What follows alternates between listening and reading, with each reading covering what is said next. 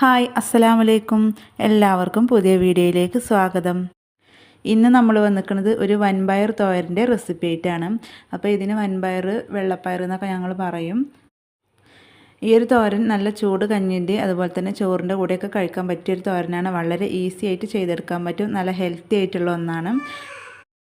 അപ്പോൾ നമുക്ക് എങ്ങനെ ചെയ്തെടുക്കാൻ നോക്കാം. അതിന് മുന്നേ നമ്മുടെ ചാനൽ ആദ്യമായിട്ട് നിങ്ങൾ കാണുന്നെങ്കിൽ പ്ലീസ് ഒന്ന് സബ്സ്ക്രൈബ് ചെയ്ത് വീഡിയോ കണ്ടിട്ടൊന്ന് സപ്പോർട്ട് ചെയ്യാം. ഇതിനായിട്ട് നമ്മളിവിടെ ഒരു അരക്കപ്പ് വൻപയർ എടുത്തിട്ടുണ്ടായിരുന്നു. അത് വെള്ളത്തിലിട്ട് കുതിർത്ത് വെച്ചതാണ്. അപ്പോൾ കുതിർത്തിയപ്പോൾ സ്വാഭാവികം ഇത് കുറച്ച് കൂടുതലായിട്ടുണ്ട് കേട്ടോ. ഏകദേശം ഒരു കപ്പിൻ്റെയൊക്കെ അധികമായിട്ടുണ്ട്. അപ്പോൾ ഇനി അത് നമുക്കൊന്ന് വേവിച്ചെടുക്കണം. അപ്പോൾ പെട്ടെന്ന് വെന്ത് കിട്ടും. എന്നാലും എളുപ്പത്തിന് വേണ്ടിയിട്ട് ഞാനിവിടെ കുക്കറിലാണ് വേവിച്ചെടുക്കുന്നത്. ഇനി ഇതിലേക്ക് നമുക്ക് കുറച്ച് വെള്ളം ഒഴിച്ചു കൊടുക്കുക. വെള്ളം കൂടുതലായിട്ട് ഒഴിച്ചു കൊടുക്കേണ്ട. ഈ പയർ നിൽക്കണ മൂടി നിൽക്കണ രീതിയിൽ മാത്രം ഒഴിച്ചു കൊടുത്താൽ മതി.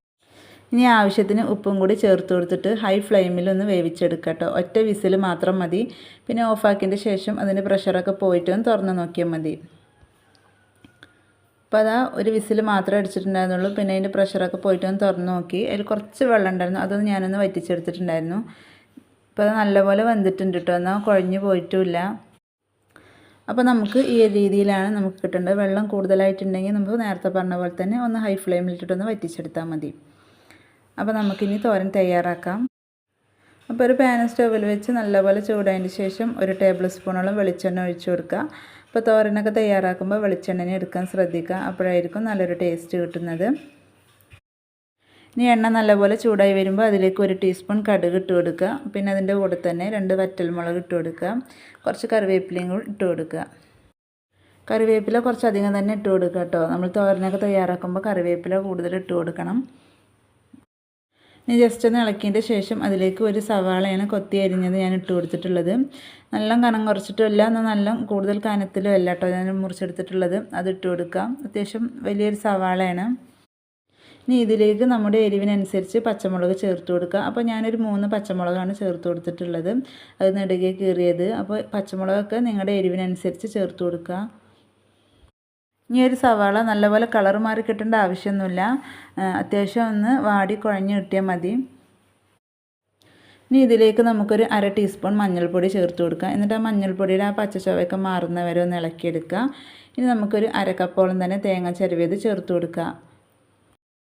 തേങ്ങ ഇട്ടിട്ട് കൂടുതൽ നേരം ഇളക്കി കൊടുക്കേണ്ട ആവശ്യമില്ല. പച്ചമുളകിലും കറിവേപ്പിലയും സവാളയൊക്കെ കൂടിയിട്ടൊന്ന് മിക്സ് ആക്കി എടുത്താൽ മാത്രം മതി. അപ്പോൾ അത് നല്ലപോലെ ഇളക്കി യോജിപ്പിച്ചെടുത്തിട്ടുണ്ട്. അപ്പോൾ ഇത്ര മതി. ഇനി ഇതിലേക്ക് നമ്മൾ നേരത്തെ വേവിച്ച് വെച്ചിട്ടുള്ള ആ പയർ ഇട്ട് കൊടുക്കാം. പയർ ചേർത്തിട്ട് നല്ലപോലെ ഒന്ന് മിക്സാക്കി എടുക്കുക. സവാളൻ്റെയും തേങ്ങൻ്റെയും അതുപോലെ തന്നെ പയറിലുണ്ട് ചെറുതായിട്ടൊരു വെള്ളത്തിൻ്റെ അംശം. അപ്പോൾ അതൊക്കെ പാടെ കൂടി നല്ലപോലെ ഒന്ന് മിക്സാക്കി എടുക്കുക കേട്ടോ. എന്നിട്ട് ചെറിയ തീയിലൊരു 2 മിനിറ്റോളം അടച്ച് വെച്ചിട്ടൊന്ന് വേവിച്ചെടുക്കുക. ഈ പയറിൽ ഇതിൻ്റെ ഫ്ലേവറൊക്കെ ഒന്ന് പിടിക്കാൻ വേണ്ടിയിട്ടാണ്. ഈ ഒരു ടൈമിൽ ഉപ്പ് കുറവാണെങ്കിൽ ചേർത്ത് കൊടുക്കുക. അപ്പോൾ ഇതിൽ കുറച്ച് കുറവുണ്ട്. അപ്പോൾ ഞാൻ കുറച്ചും കൂടെ ഒന്ന് ചേർത്ത് കൊടുക്കുന്നുണ്ട്. ഒരു 1/4 ടീസ്പൂണിൻ്റെ അടുത്ത് ചേർത്ത് കൊടുക്കുന്നുണ്ട്. ഉപ്പ് ചേർത്തതിന് ശേഷം വീണ്ടും നല്ലപോലെ ഒന്ന് മിക്സാക്കി എടുക്കുക. ഇനി നമുക്കൊന്ന് കൂട്ടി വെച്ച് കൊടുക്കണം. കൂട്ടി വെക്കുമ്പോഴാണ് പെട്ടെന്ന് ഇതിലേക്ക് പയറിലേക്ക് ഇതിൻ്റെ ഒരു ഫ്ലേവർ ഇറങ്ങുന്നത്. ഇനി നമുക്ക് 2 മിനിറ്റ് നേരം ഒന്ന് അടച്ച് വെക്കാം, ഒരു ലോ ഫ്ലെയിമിലിട്ടിട്ട് തന്നെ.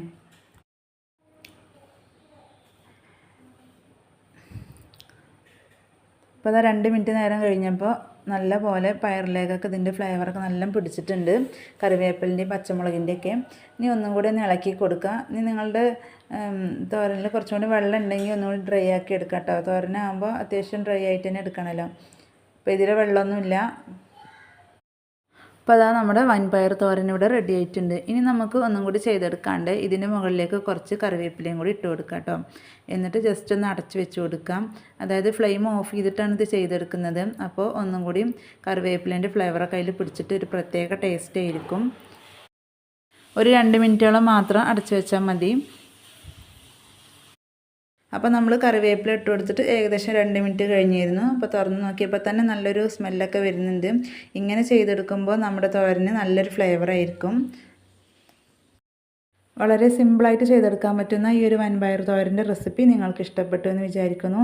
ഇതുപോലെ ചെയ്ത് നോക്കിയിട്ടില്ലെങ്കിൽ തീർച്ചയായും ഒന്ന് ട്രൈ ചെയ്ത് നോക്കുക. നല്ല ഹെൽത്തി ആയിട്ടുള്ള ഒന്നാണ്, എല്ലാവർക്കും ഇഷ്ടപ്പെടും. അപ്പോൾ ഇത്രയേ ഉള്ളൂ നമ്മുടെ വീഡിയോ ഇഷ്ടപ്പെട്ട ഒന്ന് ലൈക്ക് ചെയ്യുക, ഷെയർ ചെയ്യുക, കമൻറ്റ് ചെയ്യുക.